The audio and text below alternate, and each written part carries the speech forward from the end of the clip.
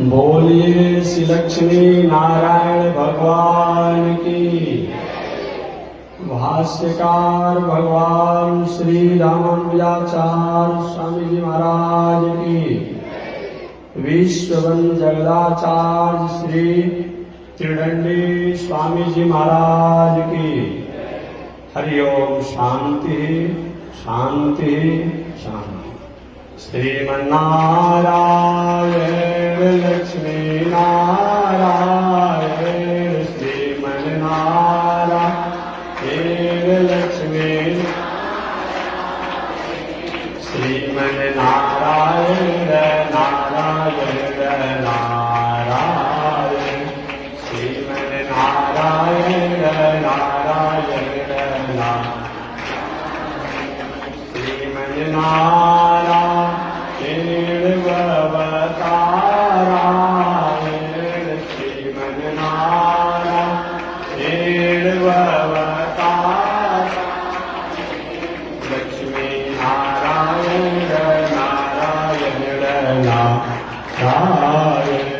लक्ष्मी नारायण नारायण प्रभु तेरी शरण प्रभु तेरी शरण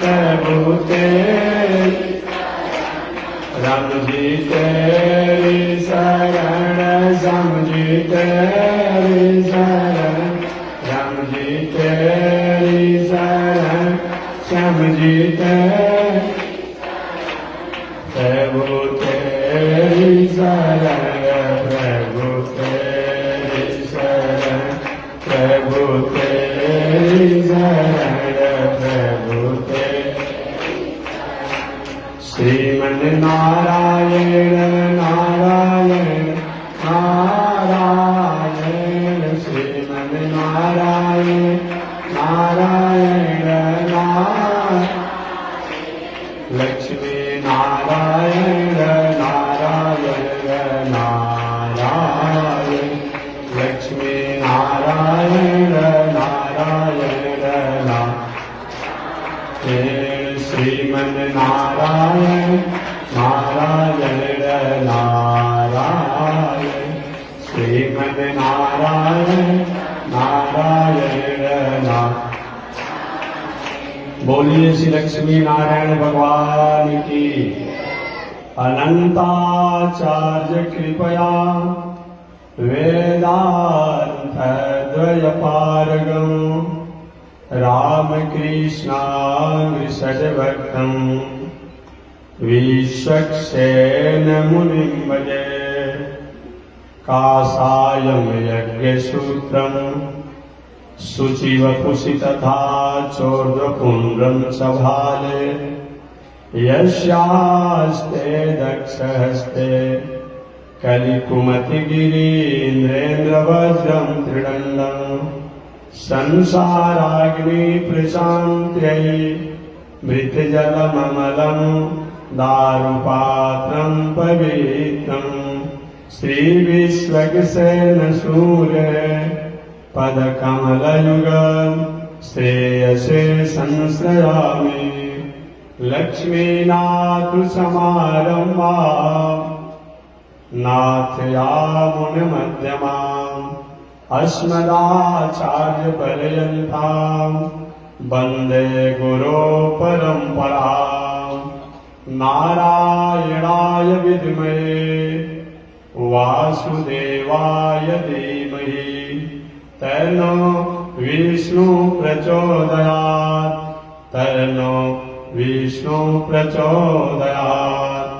महालक्ष्म्यै च विद्महे विष्णुपत्न्यै च धीमहि तन्नो लक्ष्मी प्रचोदयात् तन्नो लक्ष्मी प्रचोदयात्। परमाराध्य श्री लक्ष्मी नारायण भगवान नित्य वंदनीय पूज्य गुरुदेव श्री त्रिदंडी स्वामी जी महाराज के जुगल चरणों में कोटिशा नमन। भगवत भागवत आसाम कैंकर्य पारायण मानभाव पावन भूमि पर पावन कथा को निवेदन किया जा रहा है। पावन कथा अंतर्गत पिछले दिन निवेदन किया गया। पांडव वंशीय पांडव लोग स्वर्गारोहण की यात्रा किए। पांडव वंशज राजा परीक्षित हस्तिनापुर के सम्राट बने, राजा बने। राजकाज की व्यवस्था को परीक्षित मर्यादापूर्ण संचालन कर रहे हैं। सारी प्रजा खुशहाल है, प्रसन्न है। राजा परीक्षित द्वारा अचानक एक दिन कलयुग को अपने राज में रहने का आश्रय दे दिया। परिणाम क्या हुआ? कलयुग हमेशा मन में यही भावना बनाता कि और सब लोगों पर तो मेरा प्रभाव है, लेकिन राजा पर अगर मेरा प्रभाव नहीं रहेगा, मेरे प्रभाव का कोई मतलब नहीं है। कैसे राजा परीक्षित पर अपना प्रभाव स्थापित किया जाए? लेकिन राजा परीक्षित में कोई दुर्गुण है नहीं। शराब पीते नहीं है, वेश्यावृत्ति करते नहीं है, जुआ करते नहीं है, हिंसा की वृत्ति नहीं है। कैसे इन पर प्रभाव डाला जाए? मुकुट तो सोना का धारण करते हैं, लेकिन सोना में कन्हैया भी बसता है, कलयुग भी बसता है। एक दिन अचानक न जाने राजा परीक्षित के मन में क्या भाया, क्या आया।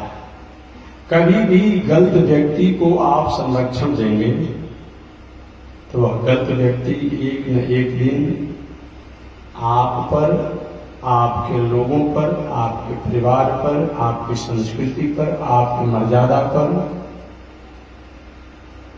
प्रभाव डालेगा, कुप्रभाव डालेगा। हमेशा कलयुग इसी में रहता, कैसे राजा परीक्षित को अपने कब्जा में लिया। देखिए, व्यक्ति के पास रुपया पैसा कम हो, पद प्रतिष्ठा कम हो, मान सम्मान कम हो, घर मकान भी बहुत बड़ी स्टैंडर्ड में न हो, तो मोरल डाउन नहीं होता है। बात क्या चीज? मोरल डाउन नहीं होता है। परंतु जब हमारा आचरण, हमारी नैतिकता कहीं कमजोर हो जाती है, तो घर द्वार दलान मकान सब कुछ रहने के बाद भी मोरल डाउन हो जाता है, आत्मबल कमजोर हो जाती है, अपने में ग्लानि का अनुभव होता है। राजा परीक्षित कलयुग को अपने यहां आश्रय दे दिए। हमेशा कैसे राजा परीक्षित पर प्रभाव जमाया। संयोग से एक दिन राजा परीक्षित अपने पूर्वजों की धरोहर को, पूर्वजों के रखे हुए संपत्ति को निरीक्षण करने के लिए खजाने में गए। और जब देखने लगे, कोई हीरा का आभूषण, कोई पन्ना का, कोई पुखराज का, अमुक तो अमुक, ऐसे अनेकों अनेकों आभूषणों को उन्हें अपने तिजोरी में देखा। अचानक जो आभूषण थे उसमें एक चमकता हुआ सोना का मुकुट था, बहुत चमक रहा था। राजा परीक्षित के मन में आ गया, कितना सुंदर ये मुकुट है।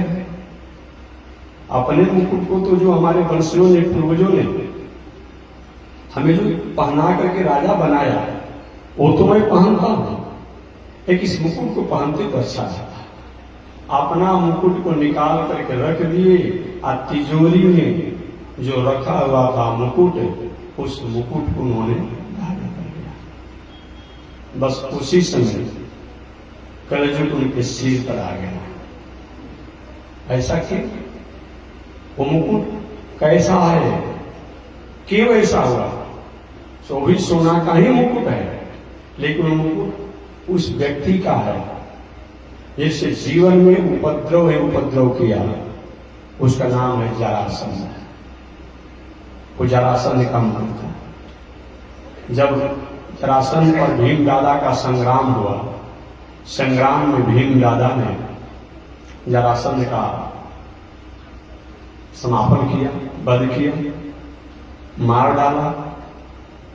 जरासंध की मृत्यु के बाद जरासंध का बेटा पुत्र, जिसका नाम है सहदेव, ये सहदेव तो पांडवों के भाई भी थे, जरासंध के पुत्र का नाम भी सहदेव था। सहदेव ने कहा, महाराज ये मेरे पिताजी का संपत्ति है, मुकुट है, दे दीजिए हमें। भीम दादा का नहीं, ये विजय के प्रतीक में रहेगा, ये मैं नहीं लौटाऊंगा। बहुत कहने के बाद भी जरासंध के पुत्र के भीम दादा ने जरासंध के मुकुट को नहीं दिया। पांडव लोग को तो जरासंध के मुकुट का असर नहीं पड़ा। वो मुकुट को ले जाकर लोग तिजोरी में रख दिए।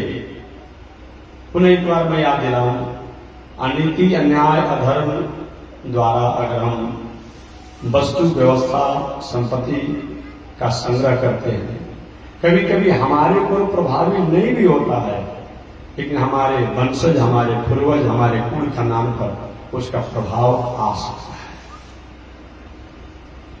भोजन दाल भात सब्जी हो, घी डाला हुआ हो, परवल का सब्जी हो, ये अच्छी बात है, लेकिन चावल कौन खरीदा है, किससे खरीदा गया है, ये अब कोई मछली मांस बेच करके, शराब बेच करके, दारू बेच करके, जुआ खेल करके, वेश्यावृत्ति या वो जो होता है वो गलत तरीकों से करके, और वो चावल दाल सब्जी या अपराध हिंसा करके जो चावल दाल सब्जी होगा, कपड़ा होगा, मकान होगा या आभूषण होगा, तो भी देखने को वैसा ही लगेगा, लेकिन उससे हमारे भीतर दिल दिमाग मन बुद्धि में कुप्रभाव आएगा, कुप्रभाव आएगा। इसीलिए पहले के जमाने में संत महात्मा लोग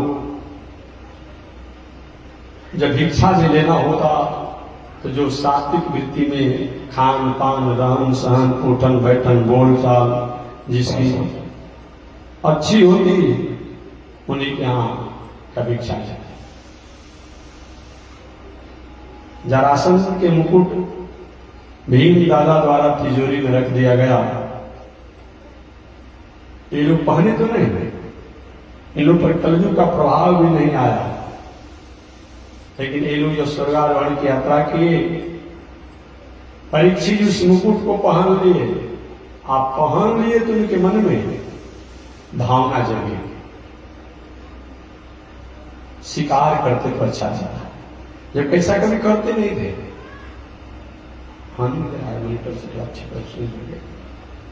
शिकार करते तो अच्छा रहता। अब शिकार करने के लिए रथ पर बैठ करके मुकुट जरासंध का तिजोरी से निकाल कर धारण करके अपना मुकुट को छोड़ करके, अरे मॉनिटर में देखिए ना, वहां का वहीं आ रहा है, और निकल पड़े। कभी किए नहीं थे शिकार, हिंसा कभी हुआ नहीं था, घूमते हुए चले गए, घूमते हुए चले गए, घूमते हुए चले गए, शिकार नहीं कर पाया, थक गए तो लौट रहे हैं राज की तरफ, और राज की तरफ जब लौट रहे हैं प्यास भी लगी है, भूख भी लगा है, कहां भोजन मिले, कहां पानी मिले, कोई जब आश्रय नहीं मिला, अचानक एक सुंदर उपवन दिखाई पड़ा। इस उपवन में सुंदर ऋषि का आश्रम था, पंछी कलरव कर रहे थे। जो भी उपवन और वन की नैसर्गिक छटा होनी चाहिए, प्राकृतिक छटा होनी चाहिए, वो सभी छटा और सभी नैसर्गिक गुणों से संपन्न था। ये उस वन में, उस जंगल में, उस आश्रम पर गए। राजा परीक्षित थोड़ी सी तो तसल्ली मिली, थकावट दूर हुआ। अब मन में विचार हो रहा है कि कैसे पानी, कैसे भोजन की व्यवस्था हो। अब देखो क्या हो रहा है, कैसे पानी भोजन की व्यवस्था हो। उस समय आवाज लगाए, अरे कोई आश्रम पर है? मैं भारत का सम्राट राजा परीक्षित, पांडव वंशज, मैं बोल रहा हूं। मेरे द्वारा ही संत महात्मा प्रजा रक्षित होती है। आज मैं जंगल में आया हूं, प्यास भी लगी है, भूख लगा है, थकान भी हो गई है। अगर कोई मेरी बातों को सुनता हो, मेरी आवाज को सुनता हो, तो मैं पानी पीने की, भोजन कराने की और विश्राम की व्यवस्था करें। आवश्यकता पड़ेगी तो मैं रात्रि में विश्राम कर सकता हूं। कोई मेरी बातों को सुनता हो तो ध्यान दे। वहां कोई था नहीं। एक ऋषि थे जो अपनी साधना में थे। उन ऋषि का नाम था समीक ऋषि। साधना में बैठे थे, योग साधना कर रहे थे। यम, नियम, आसन, प्राणायाम, प्रत्याहार, धारणा, ध्यान, समाधि, यही योग है ना। ये योग है। यम, अहिंसा, सत्य, अस्तेय, ब्रह्मचर्य, अपरिग्रह, जमा। ये 8 योग जो बताया गया है, जिसको अष्टांग योग कहते हैं।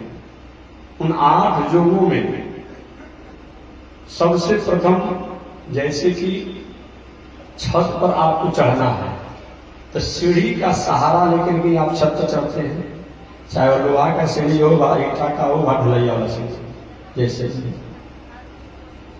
तो हम संसार में रह करके सुख प्राप्त करें। संसार से जाने के बाद भी हमें आनंद की प्राप्ति हो, इसके लिए हमें योग को करना चाहिए। हम कौन हैं? एक तो संसारिक आधार कार्ड द्वारा हमारा पता लिख दिया गया है, पहचान पत्र द्वारा हमारा पता लिख दिया गया है, राशन कार्ड द्वारा हमारा पता लिख दिया गया है। यहाँ मेरा गांव है, इतना मेरा उम्र है, मेरे पिता हैं, मेरे माता हैं, मेरी पत्नी है, मेरे बेटा है, मेरे भाई हैं, अमुक जो जो लिखना है ये सब लिख दिया गया है। ये मेरी योग्यता है, मेरी आयु है। ये संसारिक पहचान पत्र तो हमारा आपका हो गया है, लेकिन वहां भी एक पहचान पत्र होना चाहिए। उस पहचान पत्र के लिए हमें तो योग करना चाहिए। योग का मतलब क्या होता है? पातंजल योग दर्शन के अनुसार चित्त वृत्ति निरोधक योग। हमारे चित्त में, हमारे मन में, हमारे दिल में, हमारे दिमाग में, हमारे मन में, हमारे बुद्धि में जो चंचलता जो है हमेशा चलते रहता है। अरे हारन से हमें आप देखो ना भाई, तो शांत है, देखो ठीक है, सुनते हैं ना, ठीक है, बोले सुन। जो चंचलता है, उन चंचलता को निरोध करना, उसी का नाम योग है। एक शरीर की चंचलता होती है, एक मन की चंचलता होती है, एक वाणी की चंचलता होती है। तो हमारे भीतर जो चंचलता है चित्त की, यहां बैठे हैं और मन कहीं भाग जाता है। श्रीमद् भगवत गीता में भगवान श्री कृष्ण ने अर्जुन को जब कहा कि मन मना भव मद जाजिनम, मेरे में मन को लगाओ, मुझको जानो, मुझको समझो। अर्जुन के प्रभु रहने दीजिए, मन ही मेरे पास नहीं तो मन आपके कहां से लगाएंगे? अरे मन हमारे पास रहे तो शायद वायु को वश में किया जा सकता है, हवा को वश में किया जा सकता है, लेकिन इस मन को वश में नहीं किया जा सकता है। अभी आप यहां बैठे हैं ना, हेलीकॉप्टर को, जहाज को, साइकिल को, फोर व्हीलर गाड़ी को, हो सकता है कि विदेश में फोन भी आने में 1 सेकंड लग सकता है, लेकिन मन इतना तेज है, इतना तेज है कि इसको जाने में देरी नहीं लगता है। यहां बैठे हैं, किसी किसी को 5 बजे चाय पीने की, 6 बजे चाय पीने की आदत है। अब अचानक से 5 बजता है, बैठे हैं कहीं किसी मित्र के साथ कहीं कथा में, पूजा में, अचानक मन चलेगा, अरे भाई 5 बज गया, चाय पीने का समय, अब ध्यान वहां चला जाता है, चाय की चुस्की ताजी ली नहीं। इतना मन चंचल है, इतना मन तेज चलता है। ये मैं नहीं कहता, अर्जुन भगवान श्री कृष्ण से यही टुकड़ा हुए हैं। महाराज आप कहते मेरे मन को लगाओ, मेरे पास मन ही नहीं है, तो मन हम लगाएं कैसे? भगवान ने एक सूत्र बताया, भगवान ने एक सूत्र बताया कि अभ्यास तू कौन्तेय, हे कुंती नंदन, हे कुंती पुत्र, बार बार अच्छे कर्मों के अभ्यास करने से एक दिन चंचल मन भी रुक जाता है। यही उपाय है।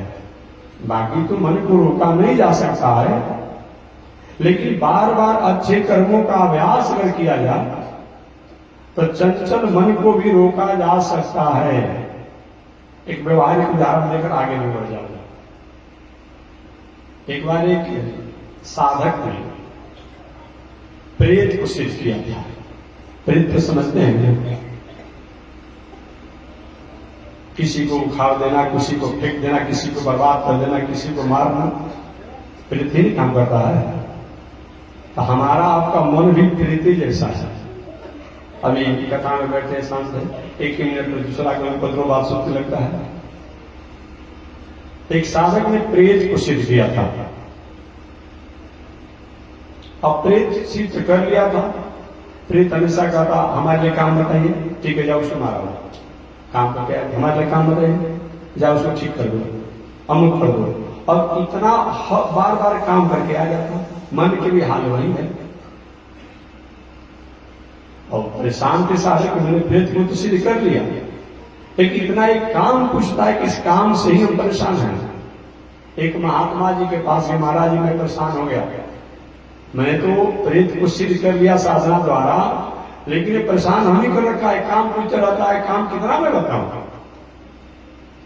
एक उपाय है, अपने घर के द्वार पर बाहर एक चिकना सुंदर, चिकन और सुंदर आप बांस गाड़ दीजिए, 10 फीट 20 फीट का बांस गाड़ दीजिए। बांस उगाड़ दीजिए और बांस उगाड़ने के बाद पेड़ जब पूछे कि काम मेरे लिए, तो कहिए कि इसी पर ऊपर से नीचे जाओ, नीचे से ऊपर आओ, ऊपर से नीचे जाओ, नीचे से ऊपर आओ। और जब कोई अपना काम कराना हो तो बुला लीजिएगा, अब बुला कर पुनः क्या कहिएगा, ऊपर से नीचे जाओ, नीचे से ऊपर आओ। बस उसको आपको पूछने का मौका ही नहीं मिलेगा। अब साधक को होगा अच्छा आनंद आ गया। फिर मेरे लिए काम बताइए, कि इस बांस में ऊपर से नीचे नीचे से जाते आते वही आता जाता जब समय मिले तो फिर आगे काम पूछेगा।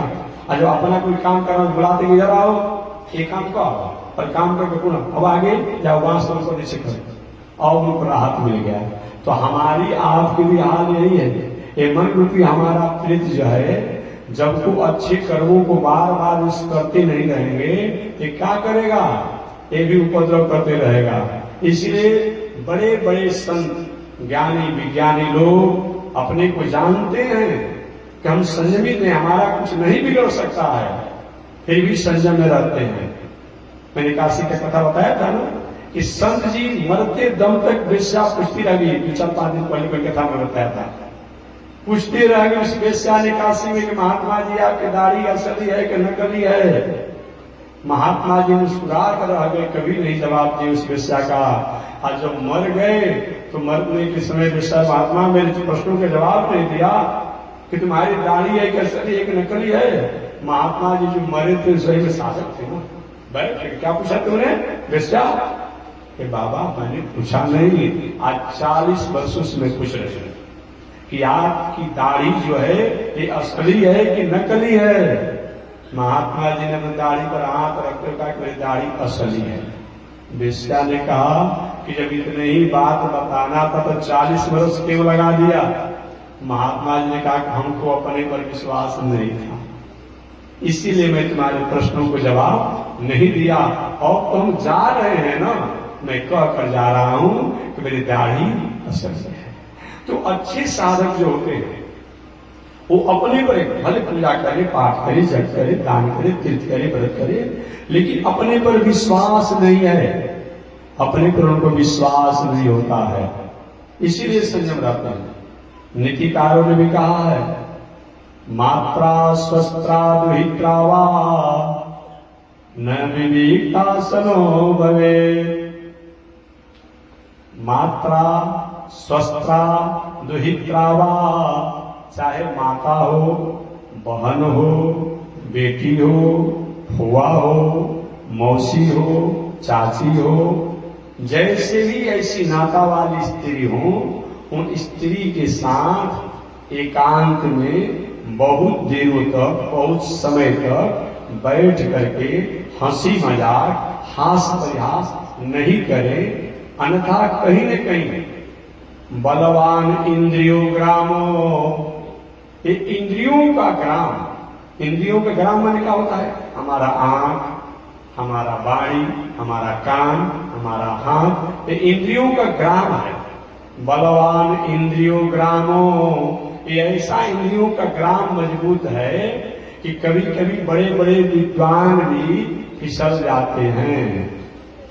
एक कथा नहीं है, आपने सुना होगा, सौरी ऋषि बहुत बड़े साधना करने वाले थे, मेरा कोई क्या बिगाड़ देगा। एक बार मछली के परिवारवाद को सौरी ऋषि ने देखा बुढ़ापा में। अब क्या हुआ, सौरी ऋषि कितना मछली का परिवारवाद सुंदर है। अबे चले गए राजा मंधाता के यहाँ कि हमारा विवाह कर दो अपनी बेटी से। राजा मंधाता कहे कि बाबा बुढ़ापा हो गया, विवाह करना चाहते हो? मन में कहे, तपस्वी थे ना, नाराज हो जाते कि महाराज जी हमारे पास 50 बेटियां हैं, मैं 50 बेटियों को आपके सामने खड़ा कर देता हूँ, और जो हमारी पुत्री आपको स्वीकार कर लेगी उससे मैं विवाह कर दूंगा। और मंधाता ने अपनी 50 पुत्रियों को सामने खड़ा कर दिया। एक बेटी इन सौरी ऋषि से तुम जिसकी इच्छा हो विवाह कर लो। सब ने नाक सिकोड़ लिया, बाबा के गाल पर चक गया है, दांत हिल रहा है, आंख की दृष्टि कमजोर हो गई, कान से सुनाई कम पड़ता है, चमड़ी लटक गया है, ऐसे थोड़े विवाह होता है। मेरा अपमान हो गया। अब समझिए, मछली के परिवारवाद को देखने का फल क्या हुआ? सौरी ऋषि ने अपने मन पर नहीं संयम कर पाए, अपने इंद्रियों के ग्राम पर संयम नहीं कर पाए। उन्होंने क्या किया, अपनी तपस्या के फलस्वरूप अपने को युवक बना लिया। जैसे आजकल आधुनिक मेडिकल साइंस ने काम कर दिया है, सांप लटका हुआ है प्लास्टिक सर्जरी करा लेंगे, दांत टूटा हुआ है दांत नया लगवा लेंगे, आंख कहीं कुछ हुआ आंख बदलवा लेंगे, कान नहीं सुनाई पड़ रहा है कान में जंतर लगा लेंगे, बाल कहीं पक गया है काला रंगवा रहे तो बाल रोपण भी हो रहा है। पहले तो पेंटिंग होता था ना, अब बाल रोपण भी हो रहा है, बाल रोपण करा लेंगे, सब कुछ करा लेंगे। घुटना में कहीं बहुत कुछ हो गया, घुटना के बदलवा लेंगे। तो अब आज भी काम हो रहा है। सौरी ऋषि ने अपनी विद्या और तपस साधना के फलस्वरूप अपने को युवक बन गए। आज युवक जब बन गए तब कहे, राजन मैं तुम्हारी बेटी से शादी करना चाहता हूँ, हमारा चित्त में पुनः बुला रहा है। और अपने 50 पुत्रियों को मंधाता राजा ने पुनः बुलाया और सबने कहा मैं विवाह करूंगा, मैं विवाह करूंगा, मैं विवाह करूंगा। और राजा मंधाता की 50 बेटियों ने सौरी ऋषि से विवाह किया। और पहले सौरी ऋषि एक थे, 1 से 51 हुए, 51 से 510 हो गए, 510 हो गए। फिर उसके बाद बच्चा, अब समझिए एक दिन सौरी सही ये क्या हो गया, मैं किस ऊंचाई पर पहुंचा था, कहां पहुंचा था, कहां गिर गया। पुनः सारी पत्नियों को अलग अलग अधिकार देकर के, पुत्रों को अधिकार देकर के, सारी व्यवस्था देकर के, देखो मैं हाथ जोड़ रहा हूं और मैं जहां से आया था वहीं मैं जाऊंगा। पुनः अपनी साधना में लग गया। इतने बड़े संत। मात्रा स्वस्त्रा दुहित्रा वा न विविक्तासनो भवे, बलवान इंद्रियो ग्रामो विद्वान मपि कर्षते। ये इंद्रियों का समूह इतना बड़ा बलवान है कि बड़े बड़े विद्वान को भी च्युत कर देता है, विचलित कर देता है, भंग कर देता है, उनको चंचल कर देता है। साधारण लोगों की बात मैं नहीं कर रहा हूं। आपने विश्वामित्र बाबा का नाम सुना होगा, सुने होंगे।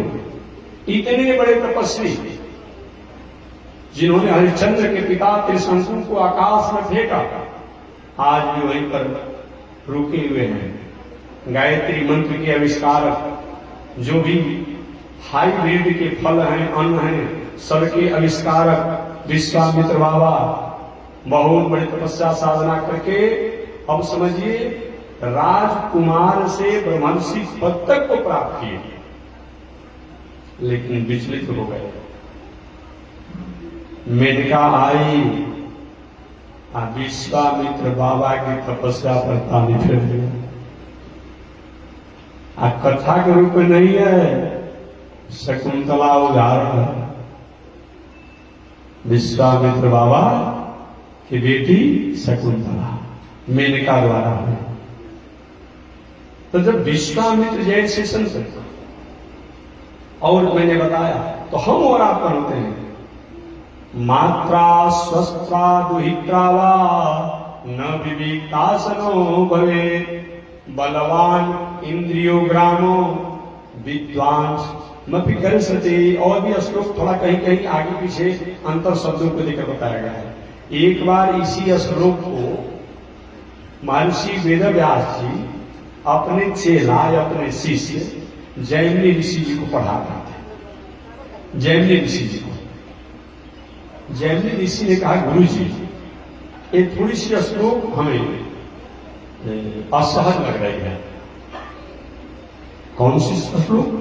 यही जो आपने कहा कि मात्रा स्वस्त्रा दुहित्रा वा, चाहे माता हो, बहन हो, बेटी हो, पुत्री हो, मौसी हो, चाची हो, फुआ हो, ऐसे प्रवृत्ति के भी नारियां हो, उनके साथ एकांत में अकेले में हंसी मजाक अश्लील व्यवहार वार्तालाप न करिए।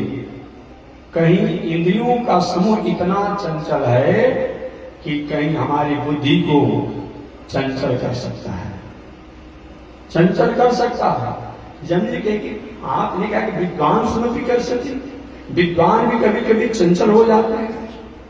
महाराज सामान्य व्यक्ति की बात करता तो समझ में आता है, लेकिन विद्वान चंचल हो जाते हैं।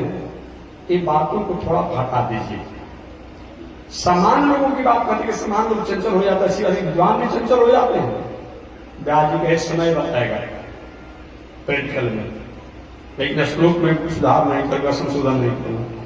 समय आया एक दिन व्यास जी ने अपने जैमिनी ऋषि शिष्य को इस श्लोक को सिद्ध करने के लिए अचानक अपना माया का स्वरूप बना लिया, और माया का स्वरूप बना करके जहां जैमिनी ऋषि का आश्रम था, वो आश्रम पर अनेक बालिकाओं को प्रकट कर दिया। माया में क्या होता है, कभी कोई मोबाइल में आप पिक्चर देखते हैं ना, अब बताइए 6 आंगुल या 6 इंच और 4 इंच के मोबाइल में भला 1000 आदमी रहना चाहिए। अगर ऐसे किसी व्यक्ति को रखा पहले वहां नहीं आएगा, लेकिन देखिए मोबाइल में हजारों दृश्य दिखाई पड़ता है। तो माया है जो वस्तु सत्य न हो, लेकिन सत्य जैसा ही दिखने में प्रतीत हो। अब अपनी माया द्वारा व्यास जी ने जैमिनी ऋषि के आश्रम पर अनेक बालिकाओं को प्रकट कर दिए। बालिकाएं कंदुक खेलने लगी, कंदुक खेलने लगी, फुटबॉल। कुछ समय के बाद अचानक माया द्वारा हुआ कि बड़े जोरों से आंधी तूफान आया, और आंधी तूफान वृष्टि, इतने वृष्टि आंधी तूफान आया कि जो बालिकाएं थी प्राय सभी के करके कहीं न कहीं भाग गए, लोग तो माया के थे। एक बालिका बच गई, और एक बालिका जब बच गई प्राय सायंकाल का समय होने लगा।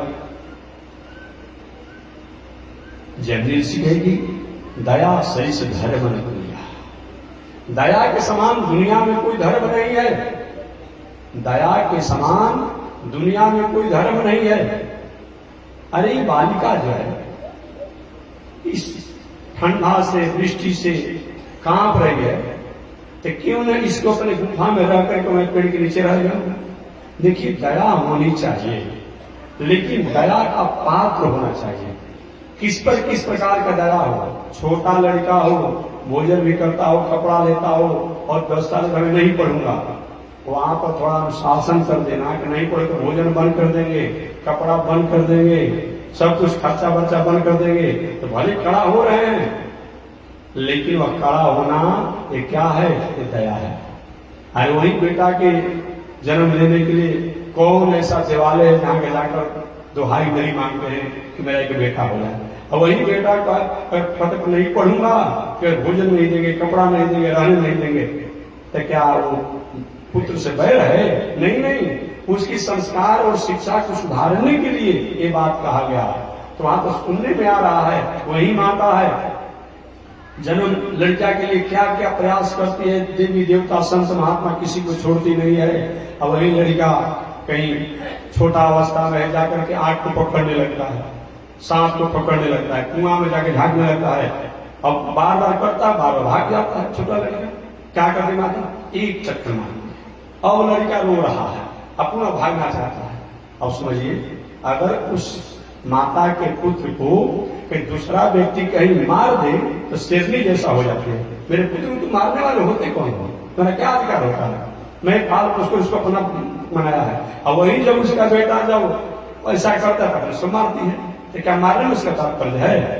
नहीं नहीं, मारने में नहीं है, उसको सुधारने में तात्पर्य है। तो कभी कभी हमारे आपके द्वारा जो चीज देखा जाता है कि वह क्या है, वह हमारे अनुशासन में हमारे संस्कृति का कारण होता है। दया होना चाहिए, लेकिन जो दया का पात्र हो उस पर दया करना चाहिए, सभी पर दया नहीं करनी चाहिए। याद रखिए, कोई असमरसता, असहनता, असहजता और मानवता का पुजारी बना हुआ हो, ऐसे व्यक्ति पर दया नहीं करनी चाहिए, चाहे अपने ही लोग क्यों न हो, जिसके द्वारा राष्ट्र का, समाज का, संस्कृति का, देश का, प्राणियों का, मानवों का कहीं हरास हो रहा हो, नुकसान हो रहा हो, वो व्यक्ति पर तो अनुशासन होना चाहिए। जिस तरीका के अनुशासन द्वारा उसके गलत कर्मों पर अनुशासन किया जा सके, यही दया है। जैमिनी ऋषि को दया है तो बात ठीक है कि ठंडा से कांप रही है तो सोचे कि मैं अपने गुफा में इसको रख दूंगा, मैं पेड़ के नीचे रह जाऊंगा। कहे देवी जी आप बहुत परेशान हैं, बारिश से भीग गई हो, आप मेरी गुफा में चले जाओ और मैं पेड़ के नीचे रहूंगा। वो ज्योति आई उनकी गुफा के पास जैमिनी ऋषि के, और अंत में जैमिनी ऋषि को 12 बजे रात में एक प्रेत है, वो आकर गुफा का अगर दीवार खुलवाएगा, फाटक खुलवाएगा, पत्थर हटाने कहेगा तो मत खोलना, ठीक है। अब वो बालिका उस गुफा में चली गई, जैमिनी ऋषि एक वृक्ष नीचे चले गए। ये भी अर्धरात्रि हुआ, 12 रात्रि बजा, तो प्रेत कहीं अलग होता है तो हमारा पास ही में रहता है। और 12 बजे रात्रि में जैमिनी से बाहर, मेरा आश्रम मेरा गुफा, हम बाहर रहेंगे, अब ज्योति भीतर रहेगी, ऐसा नहीं होगा, मैं भी रहूंगा वहीं पर। और जैमिनी से क्या किए, गुफा खुलवा रहे, देवी जी किवाड़ खोलो, किवाड़ खोलो, गुफा खोलो, गुफा खोलो, और भीतर नहीं महाराज, महाराज जी कह गए कि प्रेत रात में आता है मैं नहीं खोलूंगा। अरे प्रेत नहीं, मैं स्वयं कह रहा हूं जैमिनी से गुफा खोलो, नहीं खोली गुफा। बलवान इंद्रियो ग्रामो विद्वान स्मृति कर सती सी की व्याख्या में कहता हूं कि बड़े बड़े विद्वान भी कभी कभी लोग विचलित हो जाते हैं, इंद्रियों का समूह इतना बलवान है। अब जैमिनी ऋषि उस 12 बजे रात्रि में गुफा के ऊपर चले गए। जैसे कि पहले के जमाने में भोजन जहां बनता था या हवन जहां होता था तो धुआं निकलने के लिए एक व्यवस्था होती थी, व्यवस्था होता था, धुआं निकलने के लिए बनाया जाता था। अब आज के जमाने में उपकरण द्वारा धुआं को निकाला जा रहा है, गैस के जमाना हो गया है, तो बनाया जाता है। तो वहां एक धुआं निकलने के लिए सूर्य के प्रकाश आने के गुफा में छिद्र था छोटा सा, और जैन ऋषि वहीं गए और उस गुफा को तोड़ने लगे ऊपर से, इसी से प्रवेश कर जाएंगे। और तोड़ के कम से कम शरीर प्रवेश करने तक का चौड़ाई बना दिए और उसमें प्रवेश कर गए। आधा शरीर प्रवेश किया था नीचे गुफा में ऊपर से। वो इसी समय व्यास जी महाराज प्रकट हो गए और व्यास जी जैनी ऋषि के चुरकी पकड़ लिए, ऊपर से शिखा पकड़ लिए। एक स्वरूप से समूही बालिका ही बने थे, ज्योति बने थे, दूसरा को नहीं था। उनको केवल इस श्लोक को सिद्ध करने के लिए एक स्वरूप से बालिका जो बने हैं उनके पैर पकड़ लीजिए और ऊपर से चुरकी पकड़ ली। बेटा और बताओ, ये श्लोक को हटा दे के रहने दे जो तुमने कहा कि महाराज जी विद्वांस में कर सकती, ये बड़े बड़े विद्वान लोग भी कलुषित हो जाते हैं, दूषित हो जाते हैं, चंचल हो जाते हैं। तुम्हारे से बड़ा विद्वान कौन हो सकता है जैमिनी? तुम न्याय और वेद के अपने आप में आचार्य हो। इस रात्रि में क्या कर रहा है, क्या हो रहा था? नहीं गुरु जी, अब मैं मान गया कि विद्वान लोग भी कलुषित हो जाते हैं, लेकिन दुनिया कैसे जानेगी? तुम न जान गया, ये संसार कैसे जानेगा? उसके लिए व्यास जी ने क्या किया, चुरकी जो पकड़े थे चुरकी को जमीन छोड़े, वही गुफा में एक कीला लोहा का कील गाड़ा हुआ था। बहुत से संत माता से होते हैं जैसे धुई लगाना होता है, त्रिशूल गाड़ देते हैं, लोहा गाड़ते हैं, कील गाड़ा था, उसी पर छोड़े जाके पहले में कील धस गया और उसी से खून निकला।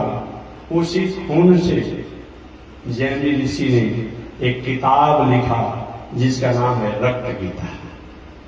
क्या नाम है? रक्त गीता। उन्होंने इसमें अपना अनुभव लिखा है। इसलिए चाहे कोई भी हो, बड़े बड़े संत महात्मा कवि भी कितना भी अपने में साधना करे, पूजा करे, पाठ करे, सब करे, लेकिन कभी भी अपने संयम को नहीं छोड़ते, संयम को नहीं छोड़ते। ये क्या है? योग है। ये क्या है?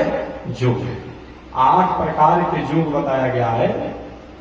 अहिंसा, सत्य, अस्तेय, ब्रह्मचर्य, अपरिग्रह, जमा। ये योग का प्रथम सीढ़ी है। योग जो 8 प्रकार का बताया गया है, उन 8 प्रकार के योगों द्वारा उन परमात्मा को या अपने आत्मा को समझा जाता है। उसमें प्रथम सीढ़ी है अहिंसा। मन वाणी शरीर से हिंसा में जीवन नहीं होना, अहिंसा। सत्य, सत्य में जीवन होना चाहिए, अहिंसा सत्य। अस्तेय, चोरी जबरदस्ती बेईमानी से संपत्ति पद प्रतिष्ठा को अपहरित नहीं करना चाहिए, अहिंसा सत्य अस्तेय। ब्रह्मचर्य, विवाह शादी हुआ हो अपनी पत्नी की मर्यादा में रहे, विवाह शादी नहीं हुआ हो संत महात्मा वेश में हो, दुनिया की नारियों को चाहे वह छोटी हो तब, युवती हो तब, वृद्धावस्था हो तब, उसको माता के समान आदर दीजिए। और लोगों के यहाँ कहे कि छोटी को बेटी कहते हैं, सामान वाली को बहनें कहते हैं, उम्र वाली को माताएं कहते हैं, लेकिन हमारे धर्मशास्त्र में तो छोटी हो तब, युवती हो तब, वृद्धा हो तब, सब तो माता। क्योंकि माता एक ऐसी है, उसके प्रति हमारी भावनाएं कभी चंचल नहीं होती है, और के प्रति कभी चंचल होने की संभावना हो सकती है, लेकिन माता के प्रति कभी चंचलता नहीं होती है। कितना भी कोई नालायक पुरुष हो, कितना भी कोई नालायक हो, लेकिन माता के सामने जब आता है तो थोड़ी सी अपनी एक संकोच और लज्जा हो जाता है। तो जो भी स्त्रियां हैं उन स्त्रियों को माता के समान आदर देना चाहिए, चाहे उम्र में बड़ी हो, छोटी हो या बड़ी, ऐसा बताया गया। इसका नाम क्या है? ब्रह्मचर्य है। और ब्रह्मचर्य का मतलब क्या होता है? वेद, उपनिषद, इतिहास, पुराण जो कुछ भी है अच्छी चीज, उनको जीवन के आचरण में उतारना, ये क्या है? ब्रह्मचर्य। ये सब योग है।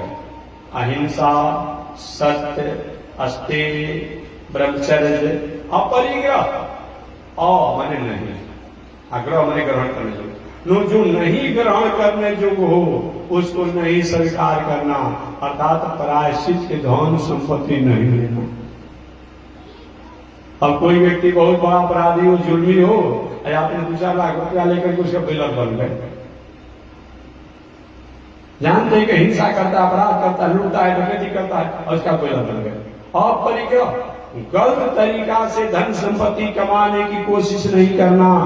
अनीति के वृक्ष पर पाप का फल कि सुख का स्वाद बहुत दिनों तक अच्छा नहीं होगा। इस प्रकार 5 आचरण को अपनाना, इसका नाम क्या है?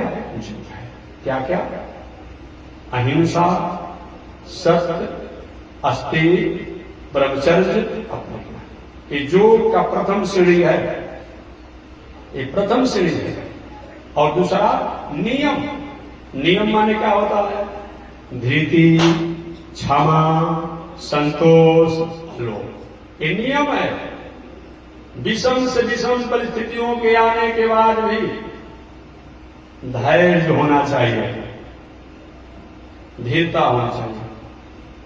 क्षमा, कितना भी धन संपत्ति पद प्रतिष्ठा बढ़ जाए, क्षमा होना चाहिए, धृति, क्षमा। संतोष, संतोष में जीवन होना चाहिए, जितने में रहे उतने मुस्कुराइए, भगवान ने बहुत कृपा की है। धृति, क्षमा, संतोष। अलोभ, मन लोभ नहीं करना। अब व्याख्या बार क्या करना है? अब मुर्गा के या बकरा के या बकत के या मछली के फार्म खोली है धन कमाने के लिए। बहुत बिजनेस व्यापार है दुनिया में, हजारों व्यापार करने के तरीका है। इस तरीका से इसको पालन करना, ये योग का दूसरा शब्द है। जम, नियम, आसन। तीसरा आसन, कम से कम 2 घंटा 4 घंटा एक आसन पर बैठने का अभ्यास करें। और आसन में करने में परेशानी हो रही हो तो कम से कम पलस्ती लगाकर बैठने का अभ्यास करें। अब सबको पद्मासन में को देंगे, गुण हाथ इधर उधर छोटा गिरेगा, हड्डी तो कौन जिमा लेगा? हम भाई बूढ़े आदमी हो, कहीं इधर उधर हो गए तो क्या करेंगे हम? ठीक है, पद्मासन अच्छा है, अच्छा आसन है पद्मासन, इससे ध्यान केंद्रित होता है, लेकिन शरीर की अनुकूलता को देखते हुए आसन करना है। अभी नहीं देखा देखी सब लोग पद्मासन में बैठने लगे, आधा लोग को डाउन में इधर दर्द हो जाएगा, इधर ठेवना हो जाएगा। तो इसे पलस्ती लगाकर कम से कम इसको सुखासन हम कहते हैं। पलस्ती को क्या कहते हैं? सुखासन कहते हैं। आसन ये योग का तीसरा शब्द है। जम, नियम, आसन। प्राणायाम, चौथा प्राणायाम। प्राणायाम क्या है? प्राणायाम है क्या? संधि विच्छेद करिए। प्राणायाम, हमारे शरीर में, हमारे भीतर अनेक वायु हैं, अलग अलग वो वायु जो है अलग अलग काम करता है। वायु तो वायु है। अब जो नाड़ियों को खून संचालित करने वाला अलग वायु है, भोजन को पचाने वाला अलग वायु है, नाक से सांस निकलने वाला अलग वायु है, लघुशंका पे खाना निकालने वाला अलग वायु है, वाणी निकालने वाला अलग वायु है, ये सब वायु है। तो इसमें 10 वायु प्रधान है, देवदत्त, कृत, धनंजय इत्यादि वायु। उसमें प्राण वायु है। प्राण वायु हमारे भीतर अनेक वायु हैं। उन अनेक वायुओं में जो प्राण वायु है, जो हम शरीर को स्वस्थ रखता है, जीवित रखता है, इस प्राण वायु को विश्राम देना, आराम देना, ये क्या है? प्राणवायु, प्राणायाम है। कोई भी व्यक्ति काम कर, जनरेटर चल रहा है, उसको भी 1 घंटा आराम देना पड़ता है, गर्म हो जाता है। तो हमारे भीतर प्राणवायु हमेशा आते रहते हैं, जाते रहते हैं, आते रहते हैं, जाते रहते हैं। सांस को छोड़ना लेना, छोड़ना लेना, ये 24 घंटा काम लगा रहता है। ऐसे प्राणवायु को कुछ समय के लिए विश्राम दे दीजिए, आराम दे दीजिए। इसी का नाम क्या है? प्राणायाम। प्राण वायु को आराम देना, विश्राम देना, इसी का नाम क्या है? प्राणायाम। कैसे आराम देंगे महाराज? ये प्रश्न होता है।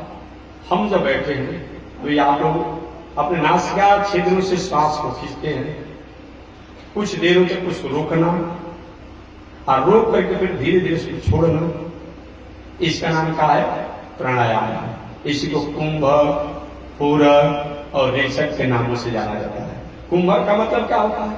जैसे घड़ा में जल भर दिया गया तो बाहर की वायु को भीतर खींचना एक कुंभक है, खींचे हुए वायु को रोक करके रखना ये क्या है? पूरक है। और रोके हुए वायु को धीरे धीरे छोड़ना इसका नाम क्या है? रेचक है। कुंभक, पूरक, रेचक, इस प्रकार प्राणायाम है।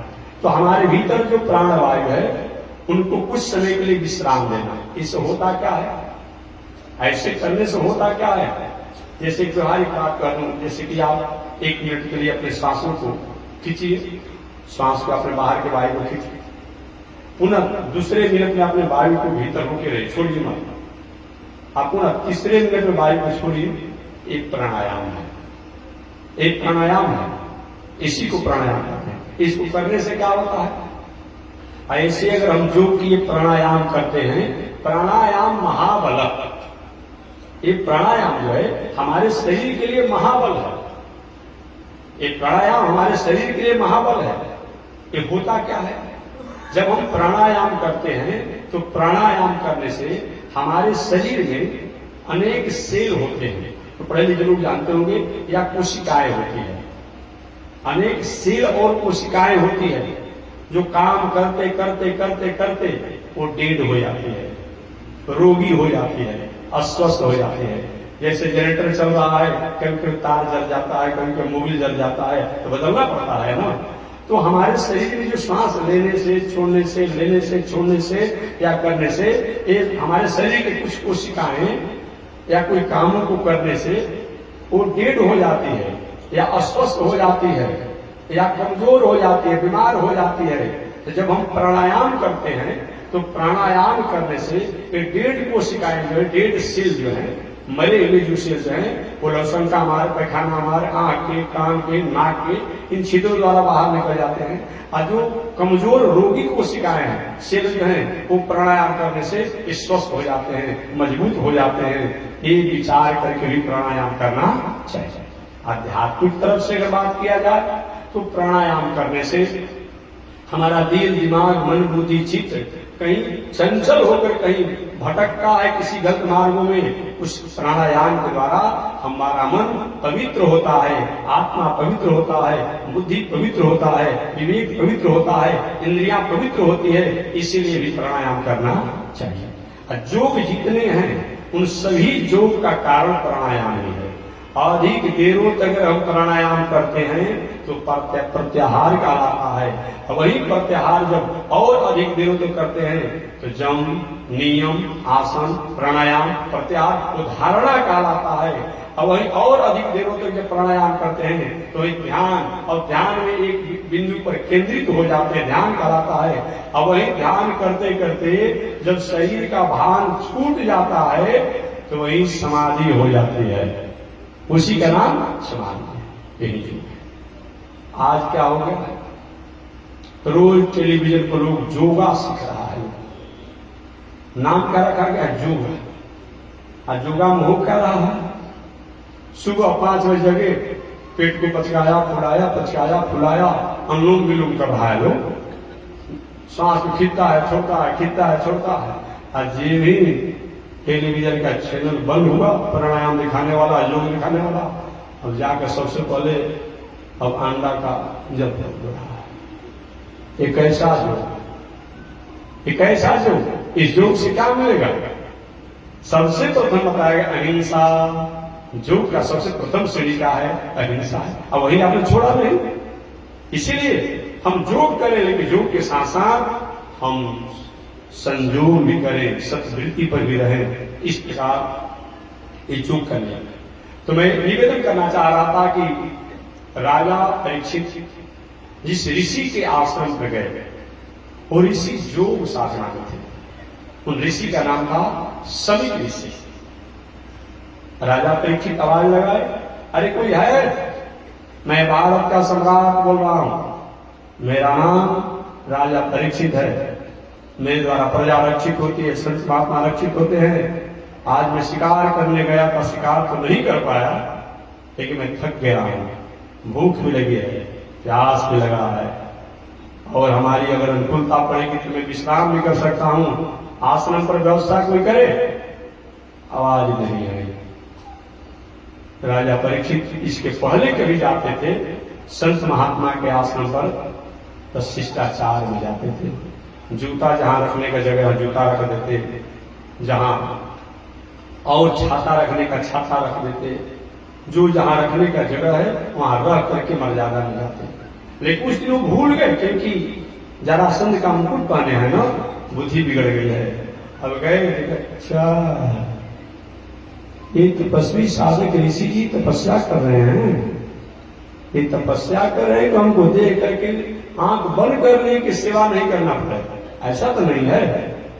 ये सोचे हुए कि इनके साथ ये राजा है, इनके मंत्री हैं, संतरी हैं, सेवक हैं, अगर कहीं अगर हम आंख खोल देते हैं तो इनको भी सेवा करना पड़ेगा, इनके लोगों को सेवा करना पड़ेगा, हम अपने दिनचर्या से अलग हो जाएंगे, तो हमको देख के कहीं आंख तो नहीं बंद कर लिए। सही में इनका तपस्या योग है, सही में संत हैं, सही में योगी हैं, सही में साधना करते हैं कि ढोंग किए हुए हैं। देखिए यहां भी संत की परीक्षा ली गई, और भगवान श्री कृष्ण के वंशों द्वारा भी संत की परीक्षा दी गई। भगवान श्री कृष्ण के वंशज लोग एक लड़का को पेट पर कपड़े की पोटली बांध करके, साड़ी पहना करके, घूंघट काट करके, और संत की परीक्षा लेना चाहे लोग कि महात्मा कुछ जानते हैं कि नहीं जानते। अरे क्या जानना है भाई, कुछ महाराज जी आप साधु महात्मा कुछ जानते हैं?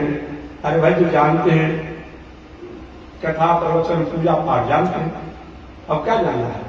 तो नहीं वो जानते हैं कि नहीं जानते हैं, अब यही जानना चाहता है।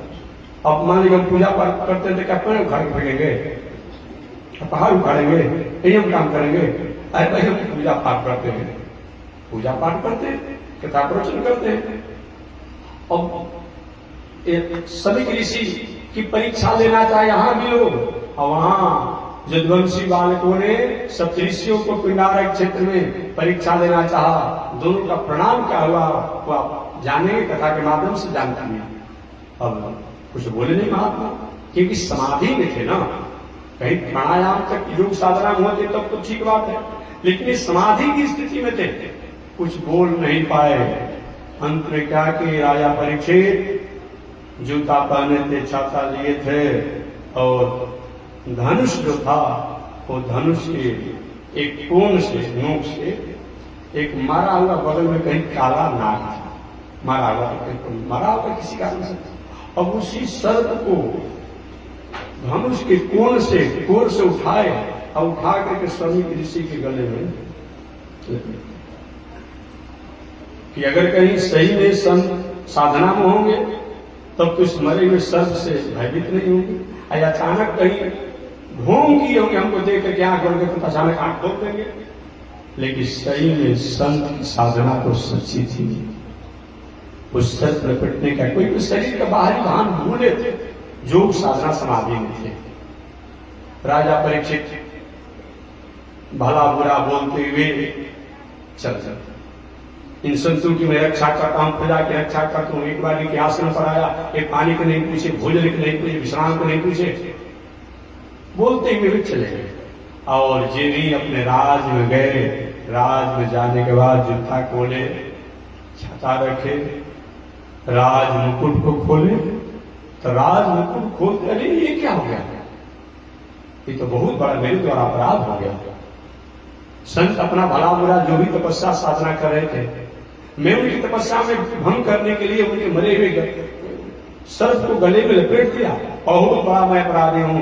हे भगवान, हे परमात्मा, मेरे इस पाप का दंड इतना बड़ा मिलना चाहिए, इतना बड़ा मिलना चाहिए कि आज के बाद ऐसा कोई किसी द्वारा नहीं है। यही अच्छे आदमी में या बुरे आदमी में होता है। अच्छा आदमी द्वारा कोई गलती काम हो जाती है, उसका अफसोस करता है, पश्चाताप करता है, प्रायश्चित करता है। अब बुरा आदमी उसको अपना एक ईगो मान लेता है, एक स्टेटस मान लेता है, एक प्रतिष्ठा मान लेता है, यही मान लेता है। गलती तो हुआ, आज जब ही मुकुट निकाल करके जरासंध के रखे, बस बुद्धि बदल गई।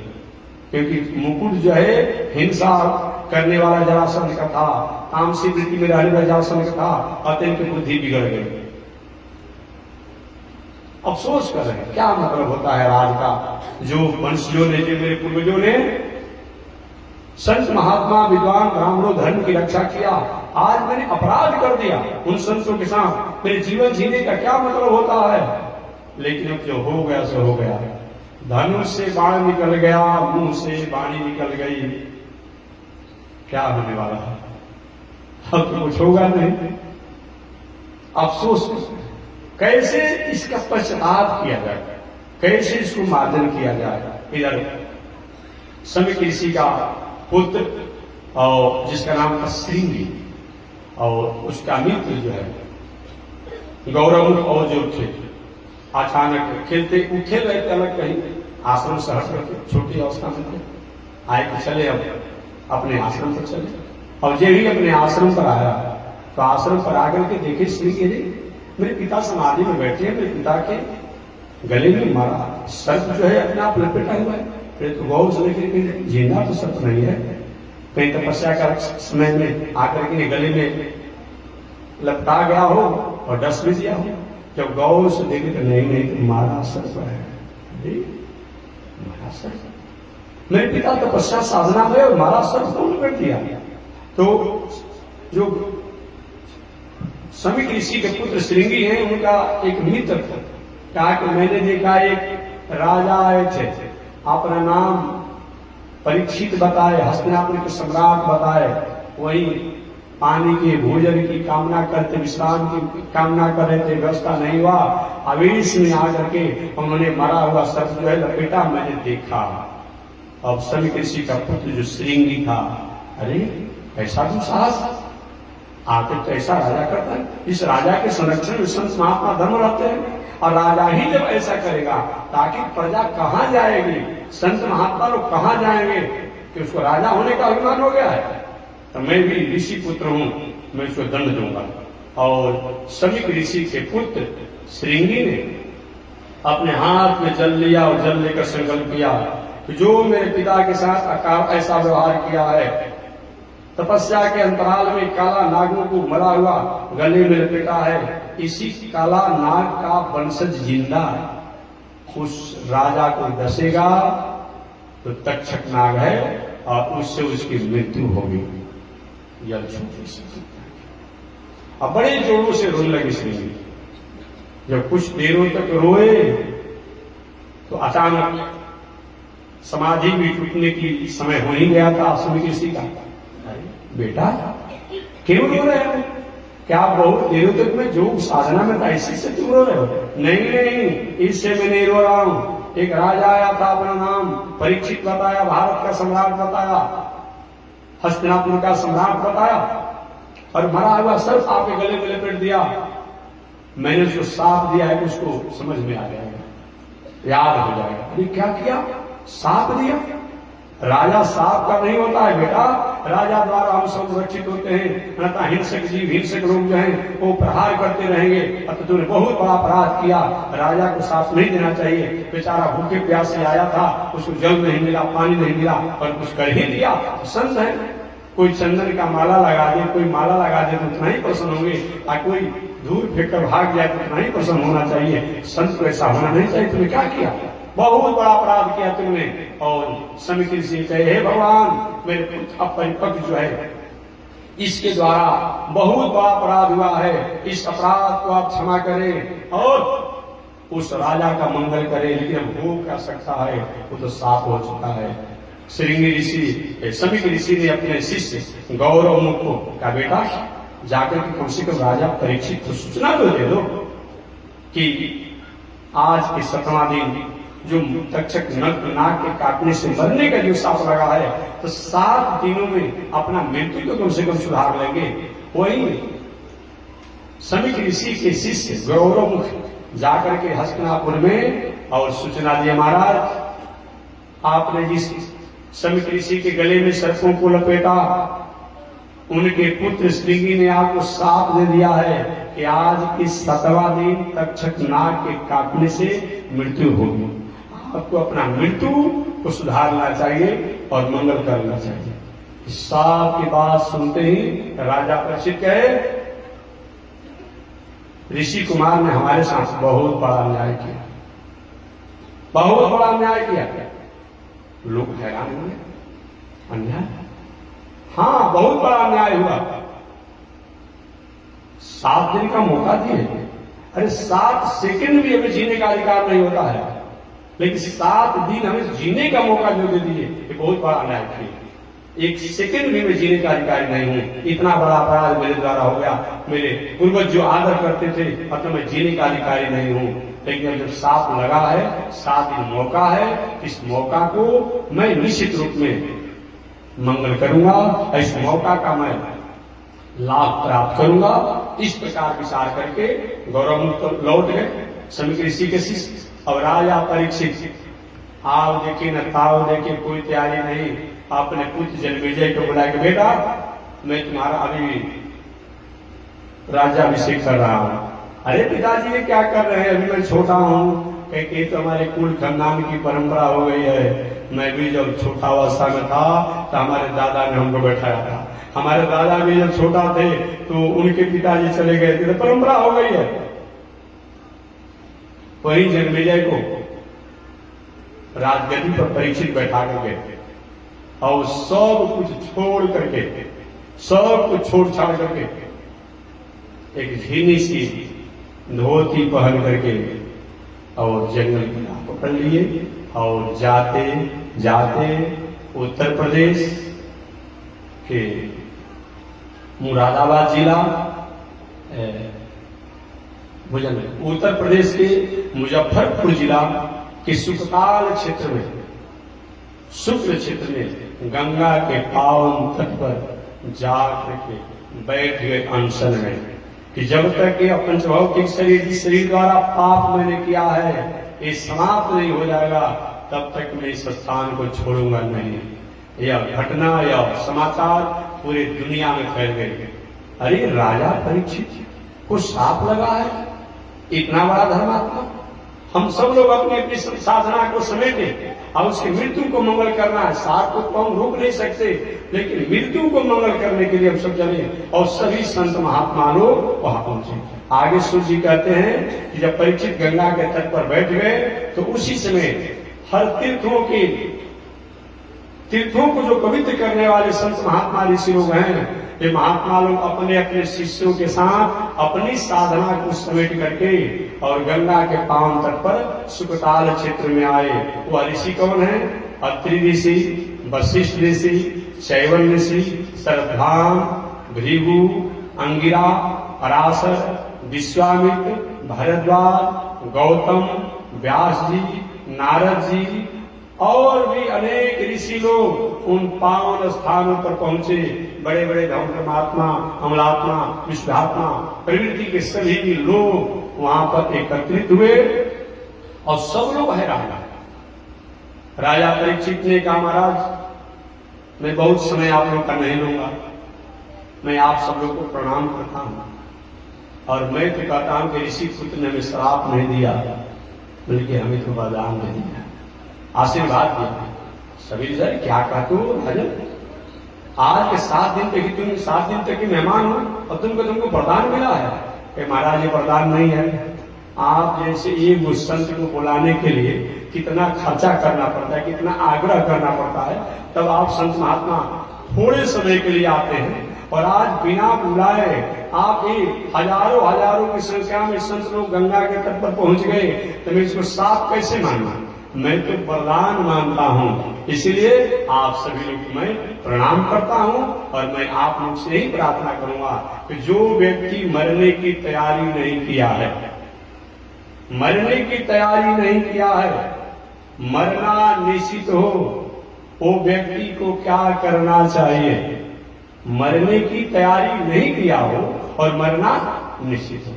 आज मरने की तैयारी करता है, किसी को कहीं दिल्ली जाना होगा तो 2 दिन पहले से तैयारी होगी, टिकट कन्फर्म है कि नहीं है, कितना नंबर है, क्या है, कैसे है, कोई जापान में दिया जाए, हो सकता है ट्रेन में सी जापान में मिलेगा कि बहुत प्रकार की व्यवस्था सोची जाती है। साधारण आप विदेश जाना हो तो मत पूछिए, 1 महीना पहले से सब कुछ तैयारी चलती है, वीजा बना के नहीं बना, पासपोर्ट बना के नहीं बना, अमुक है क्या है कैसे सब होता है। इस संसार की यात्रा में तो हम तैयारी करते हैं, एक यात्रा ऐसी है जो यह यात्रा कन्फर्म है, वो कभी कैंसिल नहीं होती है। हो सकता है विदेश की यात्रा को कैंसिल हो जाए किसी कारण से, प्राकृतिक आपदाओं के कारण, लेकिन एक ऐसी यात्रा है, चाहे कितना भी तूफान हो, आंधी हो, लूप हो, बरसात हो, कुछ हो, लेकिन वो यात्रा जो है वो जब तय हो गया, कमान कट गया, तो यात्रा वो वापस नहीं होता है। रहना नहीं देश बिराना, रहना नहीं देश बिराना है। हमेशा मैं कहता हूं एक ऐसी यात्रा है जो हमेशा वह जो हो जाता है सो हो जाता है। ऐसे तैयारी के नाम पर कुछ नहीं है, कुछ है तैयारी के नाम पर? ये सांसारिक यात्रा में तो तैयारी में बहुत कुछ करते हैं, लेकिन एक ऐसी यात्रा है जिसकी तैयारी के नाम पर कुछ नहीं है। कोई कुछ करता है? नहीं करता है। राजा परीक्षित का महाराज, जो व्यक्ति मरने की तैयारी नहीं किया हो, मरना निश्चित हो, वो व्यक्ति को क्या करना चाहिए? म्रियमाणस को धर्म, म्रियमाण पुरुष को क्या करना चाहिए? कोई डॉक्टर जवाब दे दिया कि रोग हो गया, बचेंगे नहीं। वृद्धावस्था हो, कोई ऐसा कुछ हो, और उस स्थिति में अंतिम तैयारी क्या करना चाहिए? जो व्यक्ति मरने की तैयारी नहीं किया हो, मरना निश्चित हो, उसको क्या करना चाहिए? सब लोग हैरान है, अपनी अपनी सूझबूझ के अनुसार जिसकी जहां पर एक्सपीरियंस है जिस चीज का वही बता रहे हैं। जो वेदज्ञ हैं कहते वेद का पाठ किया जाए, जो वेदज्ञ कहते हैं वेद का पाठ किया जाए, जो जग करने वाले कहते हैं कि जग करा दिया जाए, जो पूजा कराएंगे पूजा करा दिया जाए, जो योग साधना जाएंगे योग साधना किया जाए, तो जो तीर्थ व्रत में निष्ठा रखना होगा तीर्थ व्रत किया जाए। सब लोग अलग अलग तरीका से नियम बनाते, लेकिन ऐक्य मत नहीं हुआ, ऐक्य मत नहीं हुआ। अंत में आपस में कोई मैं इनके लिए जग कर दूंगा, इनके लिए वेद पाठ करूंगा, इनके लिए तीर्थ कराऊंगा, इनके लिए अमुक करूंगा। मैं कह रहे भाई एक मत तो तय करो, समय भी तुमको देखो, 7 दिन का मात्र समय है। उसी समय वही व्यास जी के पुत्र जिनका नाम सुखदेव जी है, जो अपने पिता द्वारा भागवत पढ़ करके, जनेऊ संस्कार इत्यादि होने के बाद भागवत पढ़ करके, वेद शास्त्रों को पढ़ करके और गुणगुणाते हुए व्यास जी जब शास्त्र पढ़ा दिए कि बेटा तुम्हारी मर्जी, इच्छा हो तो आश्रम पर रहो और नहीं तो बौद्धिक विरासत का अधिकार तुम्हें मैंने दे दिया, तुम बौद्धिक विरासत को संभालो। और वही सुखदेव जी अपने पिता द्वारा बौद्धिक विरासत को प्राप्त करके और गुनगुनाते हुए जंगल से होते हुए अचानक उनके कानों तक के शब्द सुनाई पड़ा था कि धर्मात्मा राजा परीक्षित को साप लगा है, आज के 7वां दिन उनकी मृत्यु होने वाली है। राजा परीक्षित भी यात्रा कर दिए, चल दिए सुखताल क्षेत्र में, सुख क्षेत्र में चल दिए। तभी मैं छोड़ देता हूं, यहीं पर अपनी वाणी को शेष चर्चा अगले दिन करूंगा कि सुखताल का क्षेत्र है उत्तर प्रदेश के मुजफ्फरनगर जिला के सुकरताल क्षेत्र है, गंगा का तट है। राजा परीक्षित बैठे हुए हैं, राजा परीक्षित बैठे हुए एक समान रूप में और हजारों संत महात्मा चारों तरफ से घिरे हुए हैं कि राजा परीक्षित की मृत्यु को हम लोग मंगल करेंगे। अनेक साधना का चर्चा भी हो रही है, लेकिन ऐक्य मत नहीं हो रहा है, एक मत नहीं हो रहा है। और सुखदेव जी भी यह समाचार सुनकर के वो अभी शुक्र क्षेत्र की तरफ राजा परीक्षित जहाँ अनशन में बैठे हैं वहां पहुंचने वाले हैं, अभी यात्रा में है, तो कल पहुंचेंगे सुखदेव जी राजा परीक्षित के जहाँ अमर अनशन बैठे हैं। अभी उनको यात्रा करने दे, परीक्षित जी को बैठने दे और संत महात्मा को उस क्षेत्र में अभी शास्त्र की चर्चा करने दे। इसी के साथ वाणी विराम। एक बार भगवान का नाम, श्रीमन नारायण लक्ष्मी नारायण, श्रीमन नारायण लक्ष्मी, श्रीमन नारायण नारायण नारायण, श्रीमन नारायण नारायण नारायण। बोलिए श्री लक्ष्मी नारायण भगवान की। विश्व जगदाचार्य श्रीमद विश्वक्सेनाचार्य श्री तिरंगी स्वामी जी महाराज की। हरि ओम शांति शांति शांति।